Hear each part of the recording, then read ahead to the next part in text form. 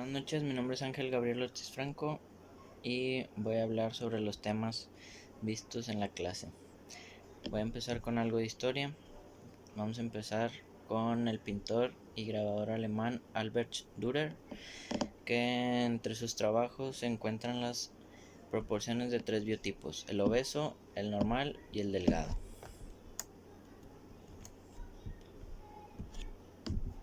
Seguimos con el médico alemán Johann Elsot. Utilizó por primera vez el término antropometría, cuya definición como ciencia biológica queda patente si analizamos la raíz etimológica. De la palabra griego antropos, que significa hombre, y metrón, que significa medida.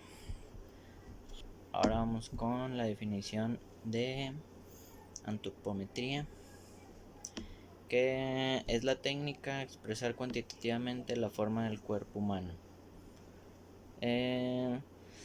Citado por Tanner en 1981, empezó a desarrollarse a finales del siglo XIX en el ámbito antropología, medicina clínica y psiquiatría, coincidiendo con la creación de las escuelas francesa, alemana, italiana y americana en el siglo XX. Vamos a empezar con una de las escuelas, que es la francesa. La escuela francesa considera que el biotipo es una consecuencia del genotipo, también del entorno o factores exógenos. El tipo respiratorio entre los nómadas que viven en el desierto, el digestivo entre ciertas clases sociales muy opulentas, el muscular entre trabajadores o deportistas y el cerebral entre los intelectuales. Mientras tanto, en la escuela alemana, se fue fundamentalmente por factores genotipos o endógenos establecidos a una relación clara entre el biotipo y la conducta o temperamento del sujeto. Los pícnicos son los obesos, están más predispuestos a psicosis maníaco-depresivas, mientras que los asténicos delgados tienen tendencias esquizofrénicas. La escuela italiana era una escuela biométrica, realizaba sus clasificaciones a partir de las mediciones antropométricas. Ya pasando al siglo XX con la escuela americana, gracias al padre de la biología humana, Lambert Adolph, él fue el creador de la IMC, la índice de masa corporal, que hoy en día es muy utilizada para la antropometría. Dentro del siglo XX también encontramos a varias personas muy importantes en la antropometría, en su historia. Uno de ellos es Heinrich Matejka, director del Instituto Antropológico de la Universidad de Praga. Propuso las primeras fórmulas para la valoración de la composición corporal en el modelo de 4 componentes: masa grasa, masa muscular, masa ósea y masa residual. Otro de los sujetos es Albert Benke, capitán de la Marina de Estados Unidos. Fue el creador de los años 40 del método densimétrico para calcular la densidad corporal total en 2 componentes: masa grasa y masa libre de grasa. En el siglo XX igual, el último que veremos es el creador William Sheldon. William Sheldon fue el creador del método somatoscópico, que sería el punto de partida para la valoración somatotipológico. Bueno, ya vimos lo que es un poco de historia, algo resumida. Vemos las 4 escuelas y personajes que ayudaron mucho para lo que hoy en día es la antropometría. Siguiente tema que vimos en clase son la medición de valores, en el cual se encuentran 5 niveles: el nivel 1, el anatómico; el nivel 2, el molecular o químico; en el nivel 3, el celular; en el nivel 4, el histólico; y en el nivel 5, el corporal total. Dentro del nivel 1 pues habla solamente de los elementos que conforman el peso corporal de un ser humano. En el nivel 2, el molecular, pues solamente habla de las aguas, de los lípidos, proteínas, minerales que hay dentro de nuestro cuerpo. En el nivel 3, el celular, que son los sólidos extracelulares, líquidos extracelulares y las células.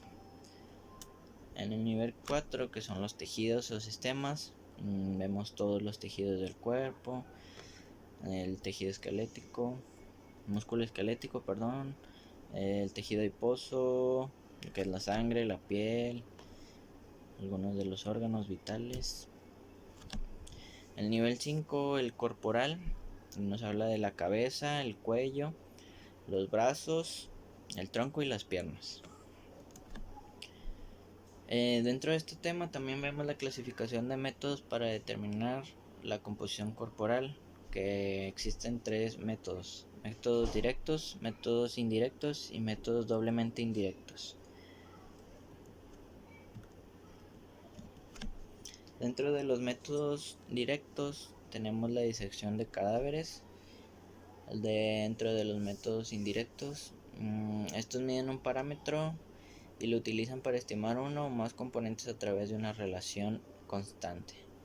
Y los métodos doblemente indirectos resultan de aplicar ecuaciones derivadas a su vez de algún otro método indirecto.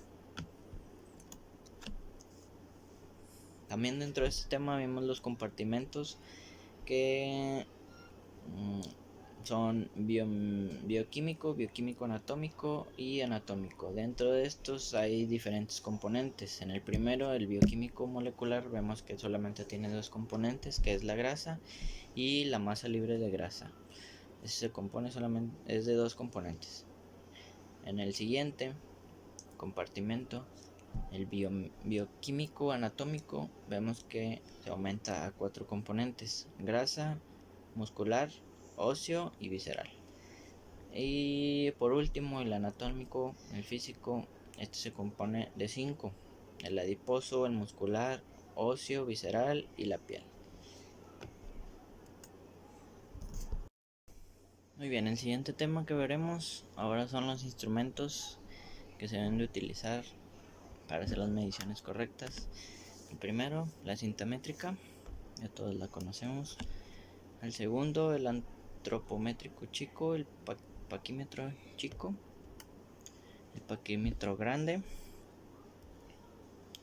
el banco antropométrico con medidas de 50 centímetros de ancho y 40 centímetros de altura, con una pequeña abertura para colocar los pies.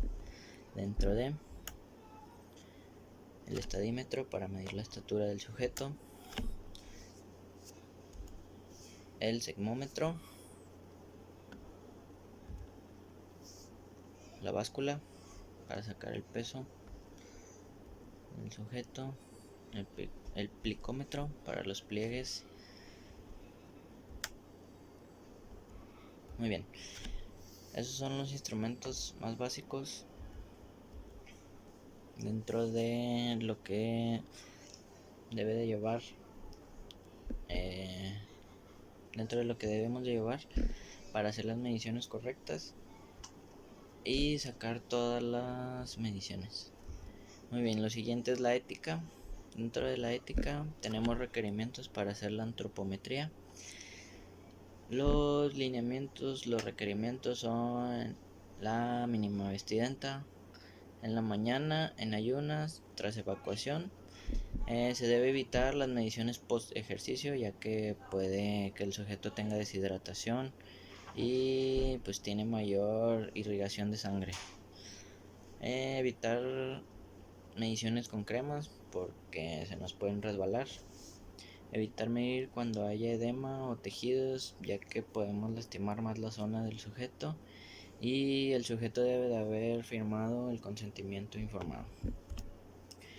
Cuidados con la piel: palpar con cuidado cada zona del pliegue, evitar manipular demasiado por dermografía, utilizar uñas cortas para no lastimar al sujeto, hacer marcas discretas, no hacer marcas tan grandes y no hacer tanto rayadero en el sujeto.